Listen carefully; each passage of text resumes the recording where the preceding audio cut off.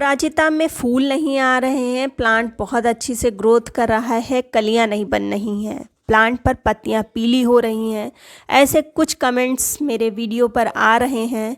तो अगर आपके प्लांट में पत्तियां पीली हो रही हैं या फूल नहीं आ रहे हैं, प्लांट अच्छे से ग्रोथ नहीं कर रहा है, तो उसके पीछे कारण क्या है और आप क्या ऐसी चीज़ें डाल सकते हैं जिससे प्लांट की ग्रोथ भी बहुत अच्छी होगी और कलियां भी बनेंगी और फ्लावर जो निकलेंगे वो बड़े बड़े साइज़ के निकलेंगे।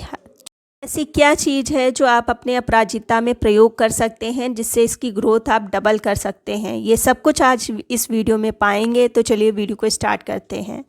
Hello everyone, welcome to Neha's wonderful garden. Friends, Aparajita जिसको शंखपुष्पी के नाम से भी जाना जाता है, इसके फ्लावर की मेडिसिनल वैल्यू बहुत ही ज़्यादा है। कुछ लोग इसके जो फ्लावर होते हैं उसकी चाय बना के पीते हैं। विष्णु को बेहद प्रिय ये फूल, जिसके कारण इसको विष्णु क्रांता के नाम से भी जाना जाता है।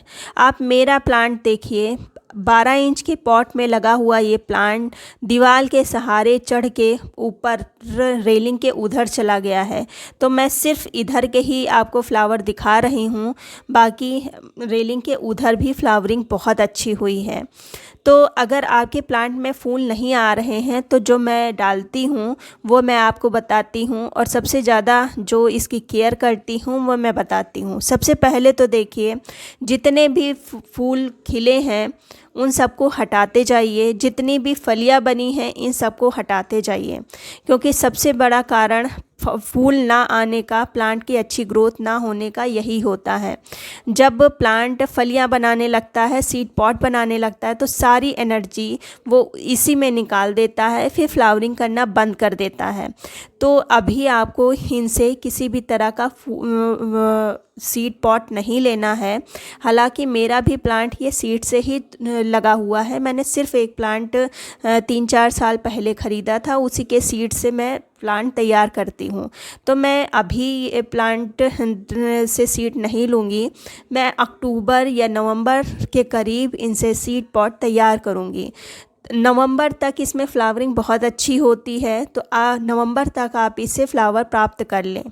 दूसरा जो काम करना है, इस समय लगातार बारिश हो रही है, प्लांट के नीचे के पत्ते पीले होने लगे हैं, तो आपके भी प्लांट के पत्ते पीले होने लगे होंगे। तो इसलिए प्लांटर में जितनी भी घास फूस हैं उनको हटा दीजिए। दूसरा, जब लगातार बारिश होती है तो मिट्टी इसकी कुछ सख्त होने लगती है, तो इसलिए इसकी आप हल्की हल्की सी गुड़ाई कर दीजिए,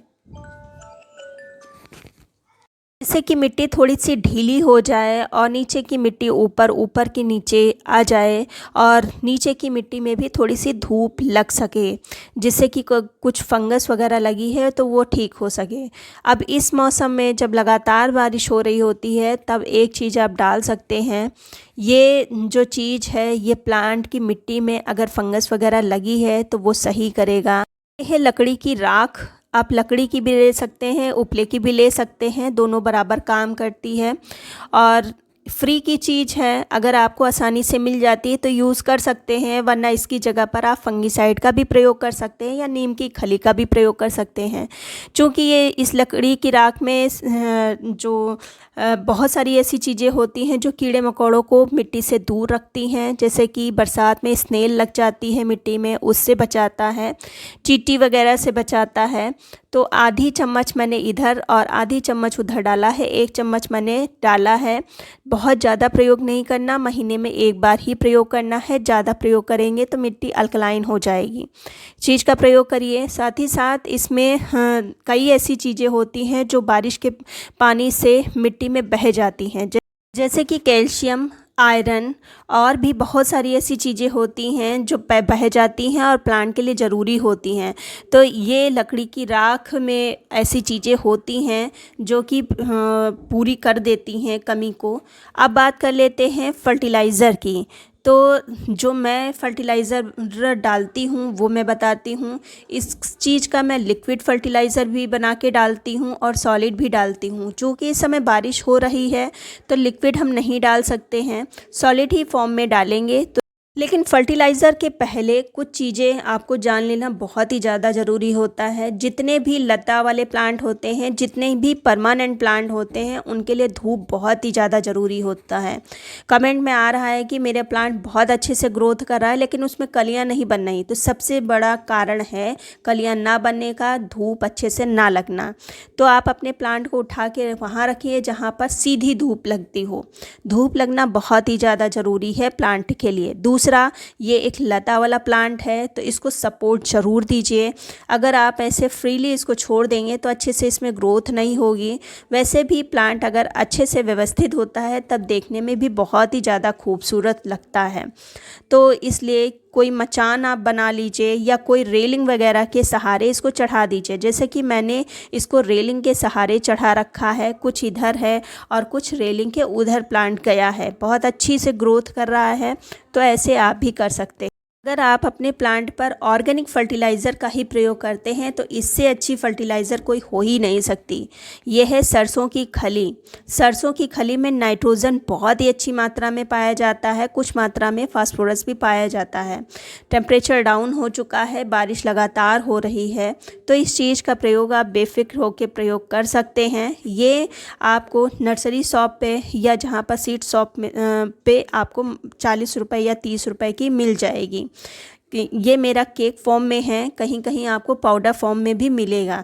दोनों ही इक्वली काम करता है। मैंने 1 किलो पिछले साल ख़रीदी थी, तो अगर एक बार आप ख़रीद लेते हैं तो 2-3 साल चल जाएगी।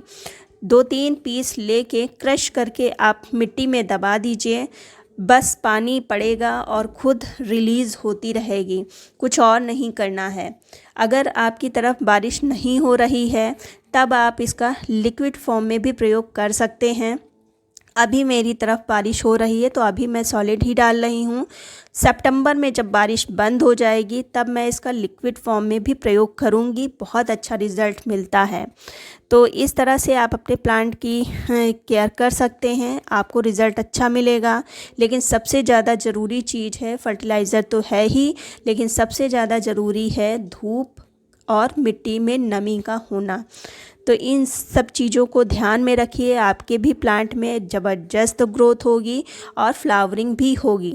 अगर आप ऑर्गेनिक ये फर्टिलाइज़र नहीं डालना चाहते हैं, बाज़ार से ख़रीद के डालना चाहते हैं, ये भी एक केमिकल फर्टिलाइज़र है, तो थोड़ी सी कम मात्रा यूज़ करनी है। 15 दिन में एक बार आप प्रयोग कर सकते हैं, रिज़ल्ट उसका भी बहुत ही अच्छा मिलता है। प्लांट में ग्रोथ भी बहुत अच्छी होती है और सिर्फ 5-6 दानों से ही फ्लावरिंग भी ज़बरदस्त होती है।